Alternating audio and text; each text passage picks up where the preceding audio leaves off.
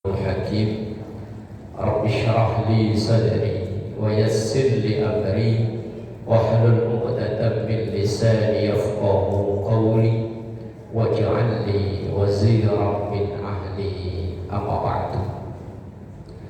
Hadaratul ulama wal qurama wa julasa'i al afadil wa bil khusus segenap pengurus Masjid Jami Al Falah Komplek TNI Angkatan Laut Dewa Kembar, Bapak Ibu pengurus majelis taklimnya dan jamaah semua yang hadir pada kesempatan malam ini, semoga kita semua dijadikan hamba-hamba Allah yang istiqamah, dikaruniai sehat, afiat, panjang umur dalam taat ibadah kepada Allah Subhanahu wa ta'ala.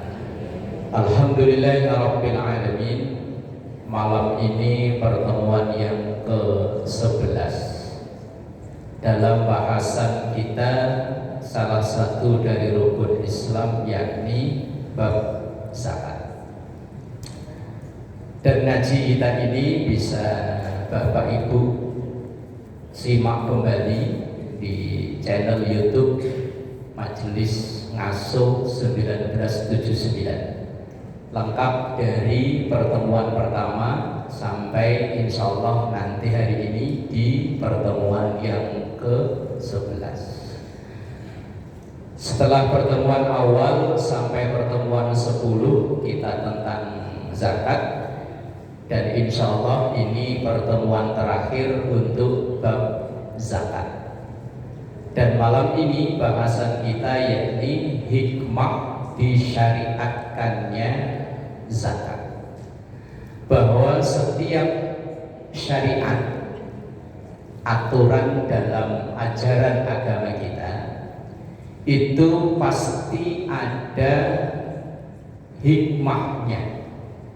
Kalau dalam bahasa agamanya ada maqasidus syariah, ada tujuannya, nggak hanya sekedar diperintahkan dijalani sudah, tidak. Tapi setiap syariat, aturan agama yang diperintahkan itu pasti ada hikmahnya. Lah dalam hal zakat ini, hikmah zakat bisa kita kategorikan dalam dua kategori, yaitu kategori yang pertama hikmah untuk muzaki. Muzaki itu orang yang memberi zakat.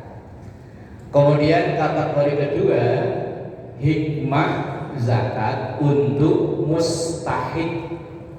Mustahik itu orang yang berhak menerima zakat. Nah, yang pertama ini saya kutipkan dari kitab Fiqhul Islam wa Adillatuh. Penulisnya yaitu Al-Imam Wahbah Az-Zuhaili. Beliau mengatakan bahwa ada beberapa hikmah yang bisa diambil dari disyariatkannya zakat. Yang pertama, hikmah disyariatkannya zakat bagi muzaki, orang yang membayar zakat. Ini kita yang hadir di sini ini termasuk muzaki atau mustahik? Oh, ini kita ini muzaki atau mustahik? Pengennya ya muzaki loh ya. Muzaki itu berarti orang kaya. Kalau mustahik berarti kismin. Ya pengennya yo yang muzaki. Muzaki itu orang yang memberi zakat. Kalau mustahik itu orang yang menerima zakat. Al-yadul ulya, tangan yang memberi lebih mulia daripada khairun min yadis sufla, daripada tangan yang di bawah. Tapi anehnya kadang masyarakat kita itu lebih senang menerima daripada memberi. Orang yang lebih senang menerima itu berarti latihan kismin. Orang yang lebih senang menerima itu berarti latihan kismin. Kalau orang yang senang memberi itu berarti latihan kaya. Lebih senang latihan kaya apa latihan kismin? Oh ya, alhamdulillah sama berarti. Latihan itu ya bisa sukses, bisa gagal ya. Yang pertama, hikmah zakat untuk muzakki, yaitu untuk menyempurnakan keislaman si muzakki itu. Pertama, hikmahnya adalah menyempurnakan keislaman muzakki, orang yang memberi zakat. Karena Islam itu dibangun di atas 5 pilar atau biasa disebut dengan rukun Islam. Zakat, syahadat, sholat, puasa dulu, zakat dulu. Urutan rukun Islam ini zakat dulu. Iya kan, urutannya kan zakat, syahadat, sholat, terus zakat, puasa, udah terserah kan pokoknya. Yang penting 5 gitu. Terserah lah, daripada gegeran duluan zakat sama puasa. Kalau urutan pelaksanaannya sih puasa Ramadan dulu baru zakat. Tapi kalau di pelajaran sekolah zakat dulu baru puasa. Ya terserah lah. Pokoknya yang penting 5.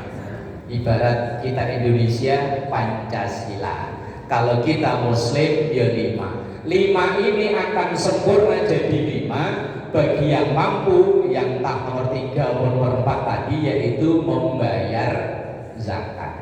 Maka untuk kesempurnaan iman seseorang, Islam seseorang, yaitu dengan membayar zakat. Dan setelah wafatnya Rasulullah Sallallahu Alaihi Wasallam, salah satu ibadah yang banyak diingkari, orang banyak yang membangkang, itu masalah zakat. Setelah Rasulullah wafat, itu banyak orang-orang yang ingkar zakat. Maka khalifah yang pertama sebagai pengganti tampuk kepemimpinan setelah Rasulullah, yaitu Khalifah Abu Bakar As-Siddiq, yang pertama kali ditertibkan adalah masalah zakat. Karena ya tadi banyak orang yang sholat iya, puasa iya, syahadat apalagi wong syarat awal Islam, haji iya, tapi zakat pada mulai membangkang. Itu pertama pembangkangan setelah wafatnya Rasulullah Sallallahu Alaihi Wasallam.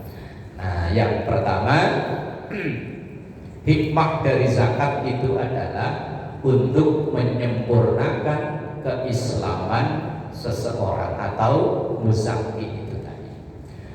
Kemudian yang selanjutnya, yang kedua, merupakan bentuk syukur atas karunia harta yang dikaruniakan oleh Allah kepada si muzakki itu.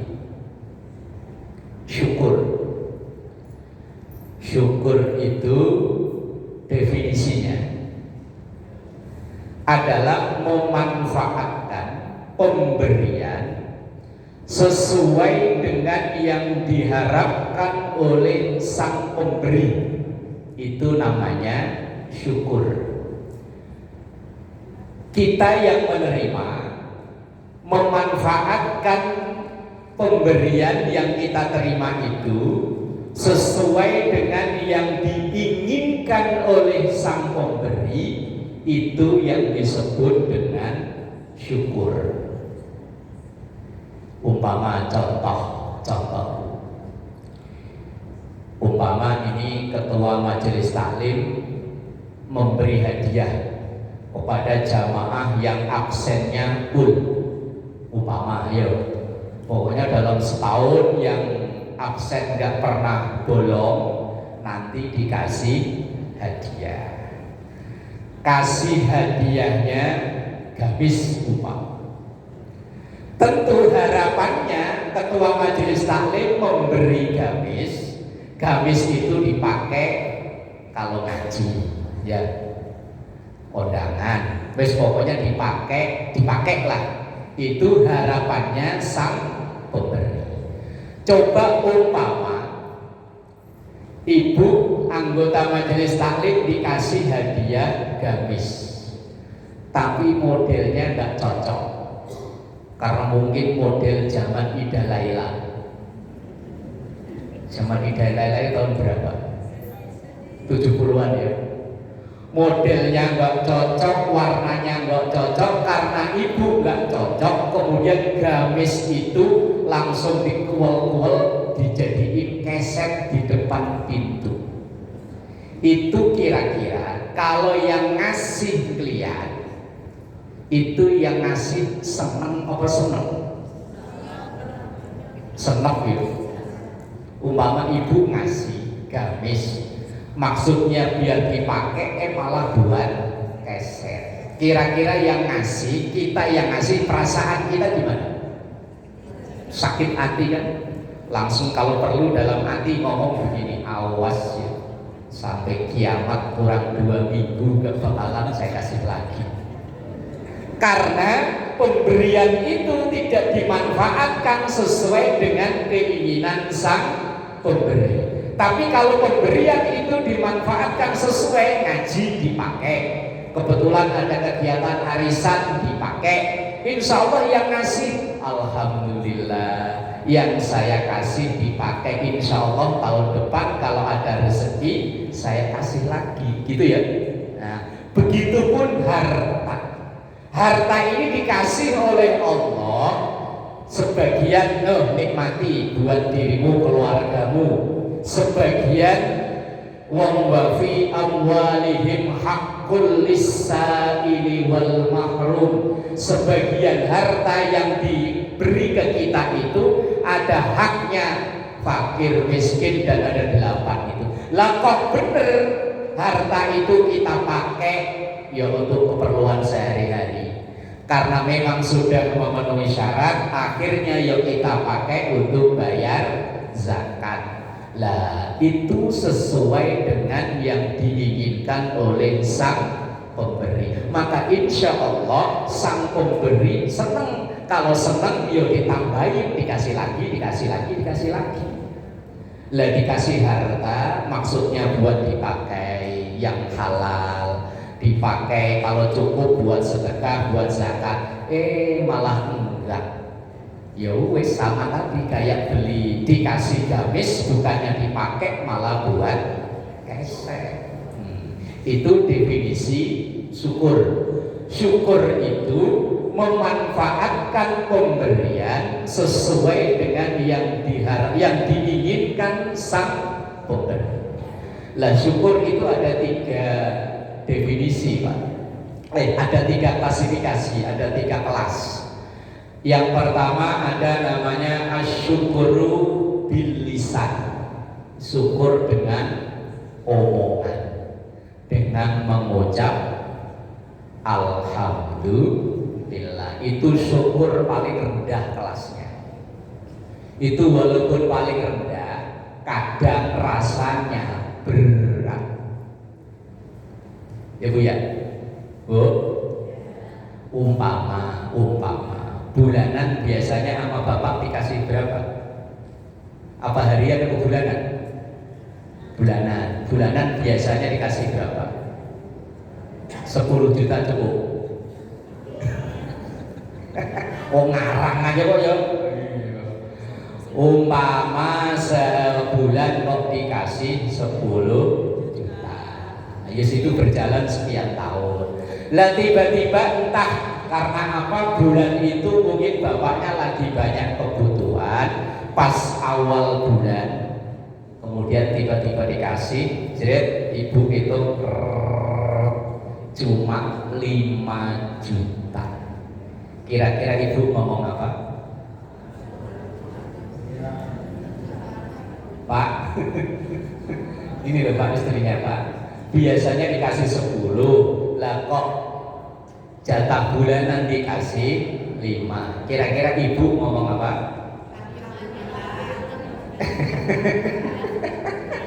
Kayaknya jawab alhamdulillah kok berat ya. Paling itu kok segini. Kan ini tagihan listrik naik, tagihan air naik, bulanan ini naik, bulanan ini naik, kok segini. Itu ya? Ngaku ya. Ngucap alhamdulillah aja itu kalau nggak terlatih berat. Padahal itu syukur kelas paling rendah. Ngucap alhamdulillah. Umpama ada ibu, mohon maaf, yang dagang nasi uduk, biasanya itu jam 8 udah habis. Ini jam 8 kok baru laku 10 porsi. Itu kira-kira jam segitu itu udah bisa ngucap alhamdulillah apa innalillah? Alhamdulillah apa innalillah? Itu terserah ibu lah ya. Itu baru syukur yang paling rendah. Kemudian syukur yang kedua itu asyukru bil arkan. Mulutnya mungkin kelihatannya tidak ucap alhamdulillah, tapi badannya ini loh. Mata dikasih sehat. Ini kira-kira lebih banyak nabung dosa atau nabung pahala ini.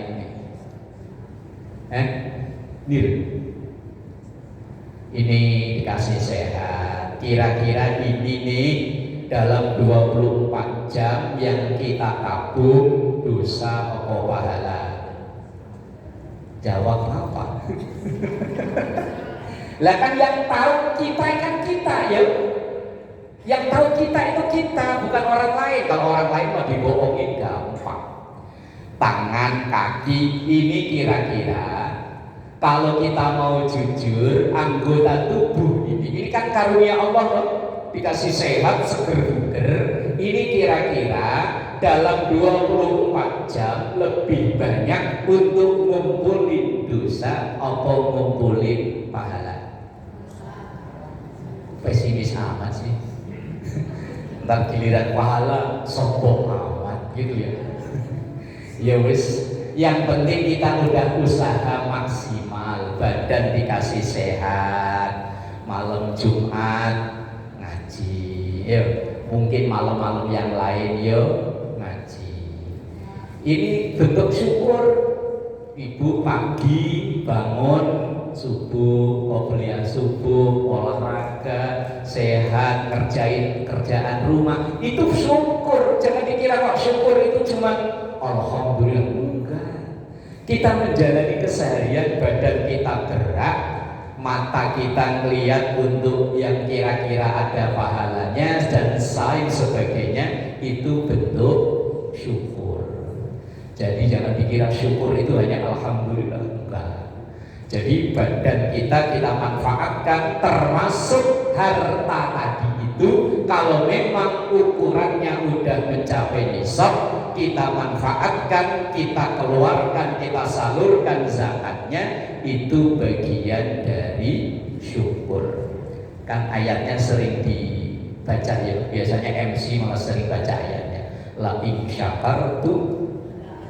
Nah, apal ya? Nah, tinggal prakteknya. Oh, yang syukur itu pasti ditambah. Lah, caranya syukur, kalau harta yang kita punya, kalau memang sudah sampai nisabnya seperti kemarin-kemarin yang sudah kita bahas, ya zakat. Tapi kalau belum nyampe nisab, ya latihan zakat. Apa latihan zakat? Ya sedekah. Sedekah itu termasuk latihan zakat kalau memang belum mencapai aturannya. Kan kemarin zakat itu ada aturan yang ketat, ya tidak sembarangan. Nah itu syukur. Kemudian syukur yang ketiga yaitu bil jinan, dengan Jadi syukur itu bil lisan, bil arkan, bil jinan. Lisan mulut, arkan badan, jinan hati. Hati syukur. Orang yang hatinya syukur itu insya Allah hidupnya enak. Karena orang kalau syukur apapun yang terjadi, hatinya bisa syukur, insya Allah nyaman. Orang kalau nggak syukur hidupnya pusing terus. Contoh ya, umpama mohon maaf, orang yang oleh Allah dikasih rezeki badan yang agak lebih, yang lain segini, dia segini. Kalau syukur, alhamdulillah, badan besar begini kalau kemana-mana orang pasti nganggapnya bos. Pantes kan badan gede ya. Kalau syukur, yang badan kecil, alhamdulillah, badan kecil enteng. Kalau punya motor, soknya awet. Yang lain bikin seragam 2,5 meter, saya mah 3/4 ya cukup. Orang kalau syukur, tapi kalau nggak syukur, mumet. Yang gemuk mumet nyari obat pelangsing, yang langsing mumet nyari obat. Ini makanya alhamdulillah. Kita ditakdir oleh Allah jadi orang Indonesia yang model tubuhnya minimalis begini nih. Alhamdulillah. Kita punya hidung ya minimalis ya. Yes, alhamdulillah. Yang penting buat nyangkutin kacamata enggak pelorot udah alhamdulillah. Lah dibilangin orang Indonesia itu luar biasa. Badan kecil begini enak bagi yang bisa syukur. Lah itu syukur dengan hati. Bermula dari hati itulah akan menyemangati badan untuk berbuat, akan menyemangati mulut untuk mengucap alhamdulillah. Lah zakat itu bagian dari syukur. Syukur caranya banyak, macam-macam, tapi zakat itu bagian dari syukur. Kemudian yang selanjutnya hikmah zakat untuk muzaki, yaitu untuk mendatangkan keberkahan harta. Diterangkan dalam surah Saba ayat yang ke-39. Allah sampaikan, kul inna rabbi yabsutur rizqa liman yasha'u min ibadihi wa yaqdiru lahu wa ma anfaqtum min syai'in fa huwa yukhlifu wa huwa khairur raziqin. Surah Saba ayat yang ke-39. Kul sampaikan ya asyrafal khalqi Rasulullah, inna rabbi sesungguhnya Tuhanku yabsutur rizqa meluaskan rizki liman yasha'u bagi orang-orang yang dikehendaki min ibadihi dari hamba-hambanya, wa yaqdirulah dan juga menyempitkan harta dari hamba-hambanya. Dalam ayat ini Allah sudah menjelaskan bahwa ada sebagian hamba Allah yang dikasih rezeki lebih, ada sebagian lagi yang dikasih kurang. Kita punya anak, umpama 4, kita sekolahkan sama, kita kuliahkan sama, waktu nikah kita modalin sama. Nanti setelah berjalan 5 tahun, 10 tahun, 20 tahun pasti beda. Karena memang Allah ada yang dikehendaki rizkinya itu berlebih, ada yang dikehendaki ya memang kurang. Yes, itu memang kehendak Allah. Lah kalau dibikin kaya semua repot tuh. Yakin repot. Umpama orang apa ini? Kelurahannya apa ini? Sanggar Timur tiba-tiba jadi orang kaya raya semua. Jangan amin, bahaya. Umpama ya orang Sanggar Timur kaya semua, ibu rumahnya gentengnya bocor, siapa yang mau naik betulin genteng? Nggak ada yang mau, duitnya udah banyak, ngapain naik-naik manjat-manjat genteng? Yakin itu yang orang jualan di depan itu tutup semua. Ibu makan pecel lele harus masak sendiri. Loh, nggak ngapain jualan, mau duitnya udah banyak. Makanya Allah menciptakan ada yang kaya, ada yang miskin itu. Alhamdulillah. Kok kaya semua, repot. Wis makanya ya bagus ya begini. Ada yang kaya, ada yang miskin, ada yang pinter, ada yang enggak, ada yang tinggi, ada yang pendek. Yus itu memang keadilan Allah letaknya di situ. Ya bersyukur rizqa liman yasha'u min ibadihi wa yaqdirulah. Allah itu ada yang Allah itu menghendaki ada sebagian hambanya yang rezekinya memang dikasih lebih, ada yang memang dikasih kurang untuk keseimbangan. Lah kalau kaya semua warteg tutup, supir angkot libur, nggak mau lagi supir Grab ngapain? Ibu kemana-mana harus nyetir sendiri, masak sendiri, rumah rusak betulin, repot kan ya? Iya, maka jangan diaminin. Bahaya. Iya, harus bagus begini. Lah wa ma anfaqtum yang jadi pokok dalam ayat ini, dan apapun yang kita infakkan, apa yang kita keluarkan min syai'in dari sebagian harta itu, fa huwa yukhlifu, maka Allah akan ganti. Ganti itu tidak harus dengan nominal, bisa ganti dengan bentuk yang lain, dan itu bagian dari berkah. Lah kadang kita itu ada yang kurang tepat dalam memaknai berkah.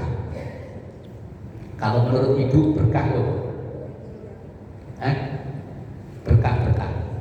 Kan kita sering ya ngomong, semoga berkah, rezekinya berkah, keluarganya berkah. Lah berkah itu apa? Oh, berkah itu kalau berkat ya berkat. Kalau berkah itu kadang ada yang memaknai kalau orang yang ekonominya makin naik itu dianggapnya berkah. Lah kalau orang kok berkah selalu dihubungkan dengan ekonomi yang bagus, harta yang melimpah, maka orang yang paling berkah hidupnya Korun ya. Korun itu misalnya orang Dewa Kembar ini bangun rumah gali pondasi, nemu emas segini, bilangnya harta karun. Padahal Korun itu ditenggelamkan di Mesir. Lah kok bisa kegondol ke Dewa Kembar yang gondol saking kayanya Korun. Kalau ada orang nemu harta, bilangnya harta Korun. Maka berkah tidak selalu identik dengan harta yang melimpah. Ada yang bilang katanya kalau berkah itu hidupnya selalu sehat. Belum tentu.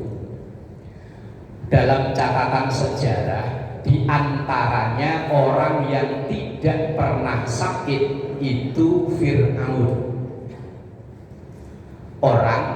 Di antara orang yang dalam catatan sejarah nggak pernah sakit itu Fir'aun. Makanya kalau ada jamaah majelis taklim Dewa Kembar ini kok nggak pernah sakit, khawatir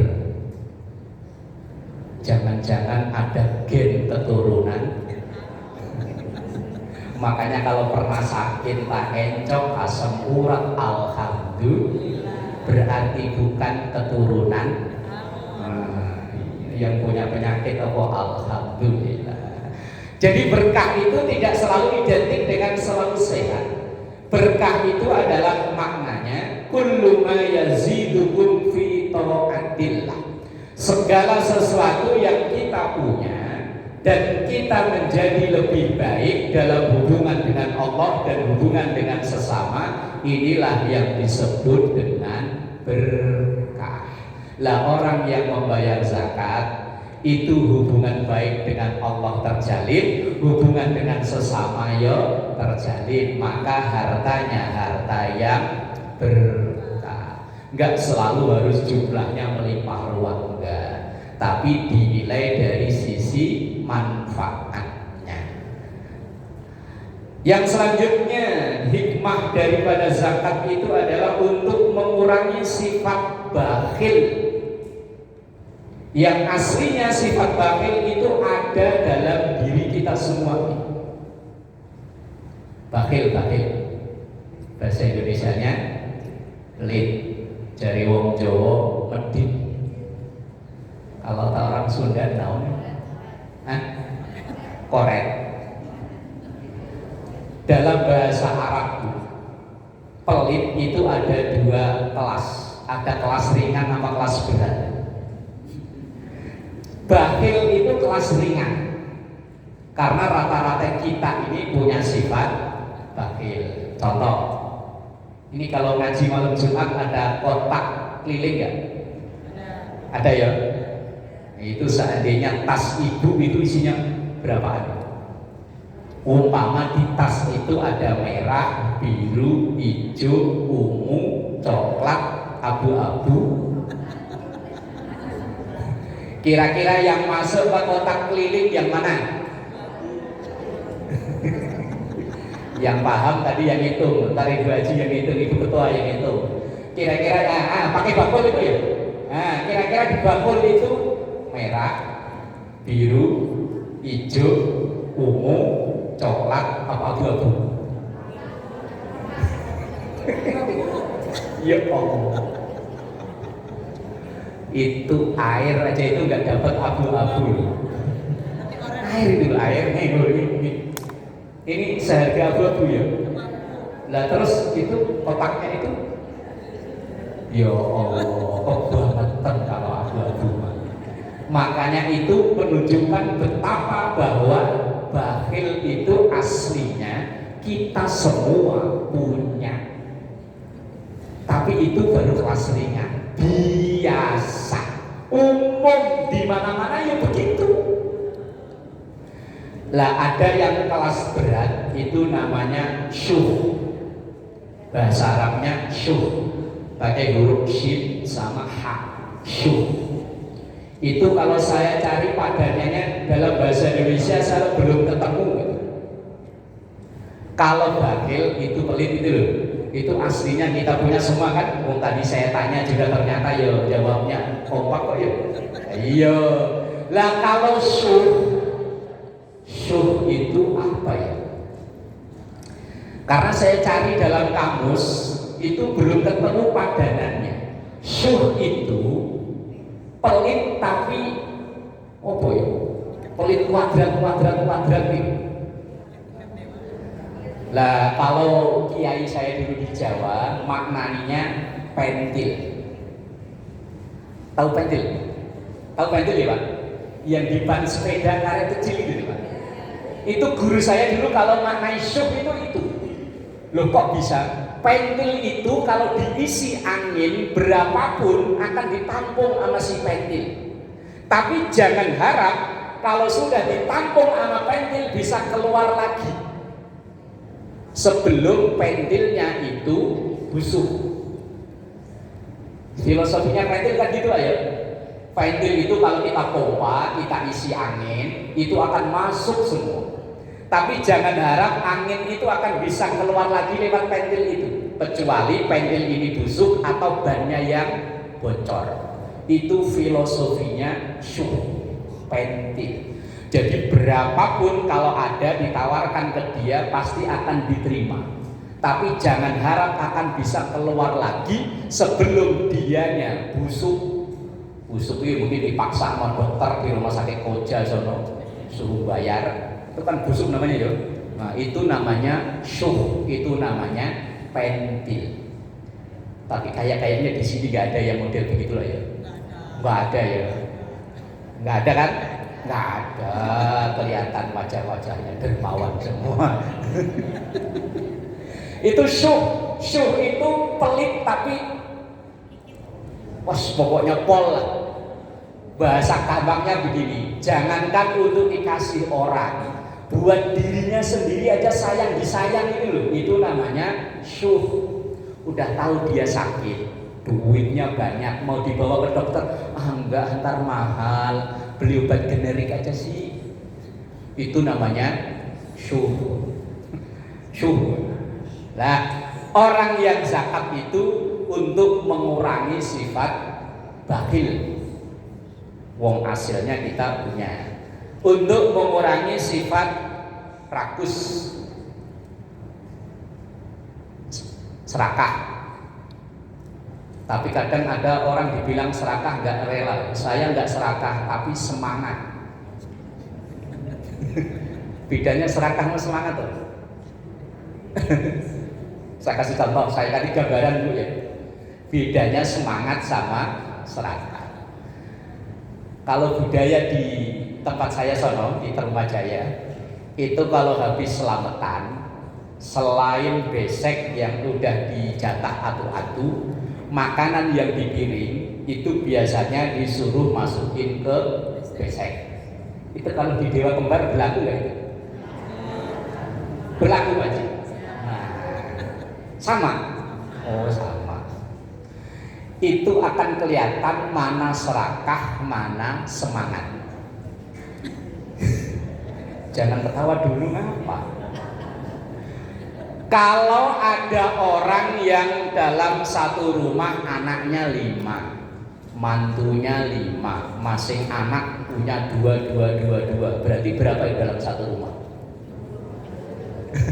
Lah ya kan anaknya 5, mantunya 5, berarti 10, 12 sama dia sama suaminya.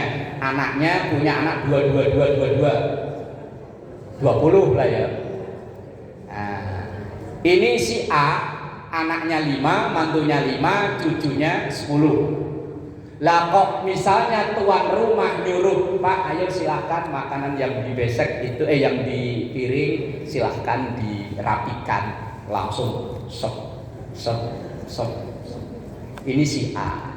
Si B ini tinggal cuman berdua sama istri, udah sepuh, anak-anaknya pada misah semua, berduaan sama istri tok. Lah begitu tuan rumah, ayo silakan bapak ibu makanannya dirapikan, langsung slop. Sama bawa banyak juga si A sama si B. Kira-kira contoh semangat A apa B? Kenapa A? Kan sama-sama masukin banyak. Lah kalau B contoh rakus. Wong dia tinggal di rumah cuman berdua, udah sepuh. Kalau melihat makanan asal dibuka tutup lagi, buka tutup lagi. Wong isinya rengginang nggak jadi, isinya kacang nggak jadi. Lah sementara si A ini anaknya 5, cucunya 10, mantunya 5, apa aja masuk. Ini kalau memang dia bawa banyak namanya semangat. Lah kalau si B tinggal cuma berdua, kalau bawa banyak namanya, udah bisa bedain ya. Nah, tinggal liatin besok kalau ada selamatan mana serakah, mana semangat.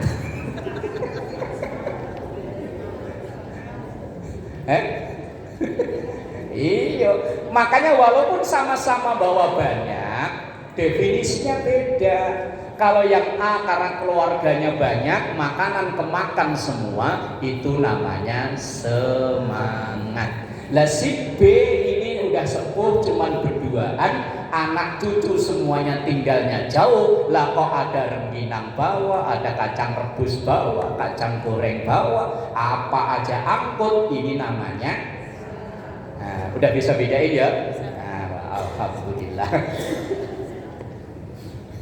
Lah orang membayar zakat itu mengurangi sifat itu. Nah ini untuk orang yang membayar zakat. Lalu untuk mustahik zakat,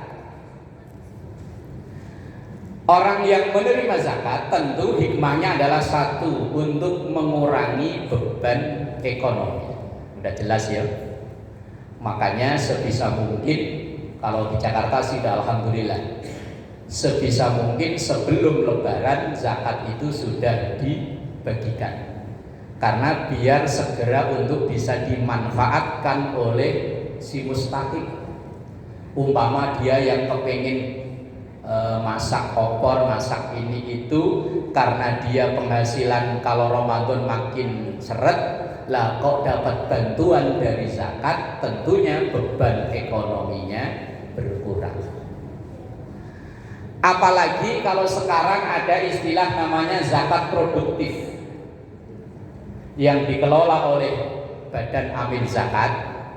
Dari zakat kita ini yang dikelola itu ada istilahnya zakat produktif. Kalau di daerah-daerah itu ada yang berupa hewan ternak. Nggak tahu kalau di Jakarta disalurkannya seperti apa itu zakat produktif itu. Mungkin untuk modal dagang atau apa. Lah kalau zakat produktif ini tentunya untuk memberi harapan dan rasa keadilan bagi mustahik. Zakat yang kita kumpulkan melalui Badan Amil Zakat, setelah terkumpul itu biasanya disalurkan untuk tidak nilai hanya konsumtif saja, tidak, tapi untuk produktif. Yaitu kalau di daerah-daerah itu ada yang dibeliin kambing, ada yang dibeliin ayam, entok, macam-macam, kemudian untuk diternak, untuk modal usaha. Nah itu namanya zakat produktif. Lah kemudian itu yang ketiga, untuk meningkatkan kualitas hidup tentunya. Kalau mohon maaf, tapi kalau di Jakarta sih insya Allah ya, kalau salah soal makanan mau kaya mau miskin insya Allah nggak begitu ada kesenjangan. Tapi kalau zaman dulu itu kan kerasa banget, orang kaya selalu makan enak, orang kismin selalu makan nggak enak.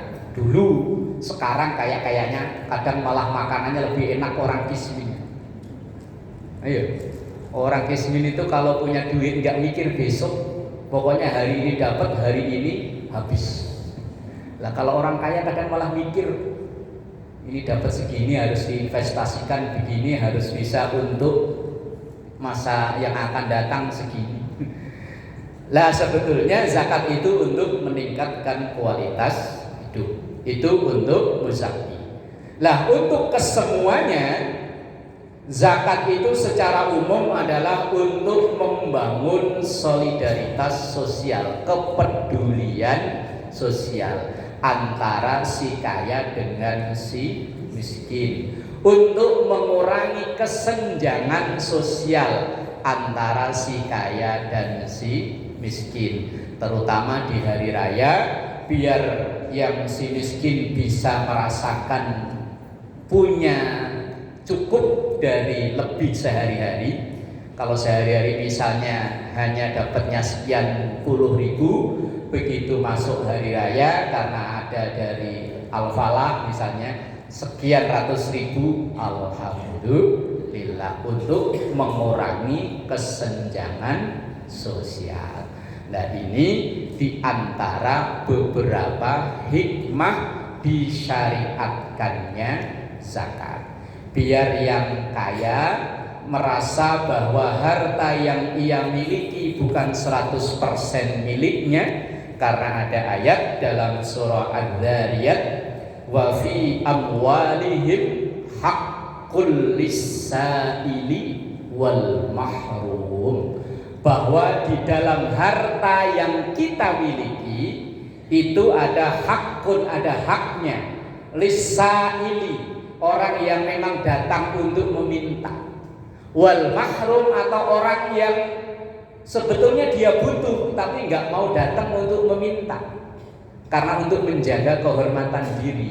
Lah kita yang mungkin alhamdulillah diberikan rezeki lebih, ya kalau bahasanya jemput bola, mengantarkan ke mustahik yang benar-benar membutuhkan. Ini diantara hikmah disyariatkannya ibadah zakat. Wallahu a'lam bishawab. Sebelum ditutup, kalau ada yang mau menyampaikan pertanyaan, monggo silahkan.